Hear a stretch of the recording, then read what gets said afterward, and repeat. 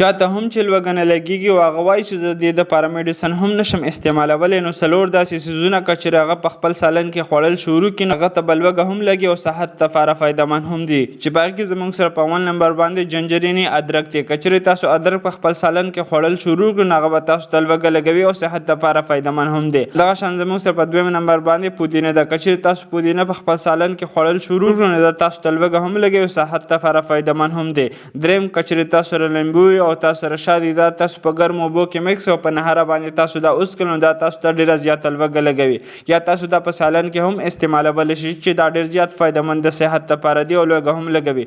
څلورم زموږ سره اکسرسایز دی. اکسرسایز یو داسې شی دی چې په زرګونه فایدې د انسان صحت ته ورکوي. که چېرې ستاسو روزانه اکسرسایز وي نو داسې میډیسن ضرورت تاسو ته نه پېښېدی شي چې هغه تاسو خوړل استعمال شروع کړي. د دې څلورو څیزونو نورې کومې داسې فایدې دي او کوم داسې علامات دي چې په هغې کې دا څلور څیزونه نشئ استعمالولی. دې دپاره تاسو په کمنټ کې پارت 2 ولیکئ او دغه شان میډیکل انفارمیشن دپاره زموږ سره اوسئ او دا ویډیو در سره مخکې شیر کړئ. شکریه. الله حافظ.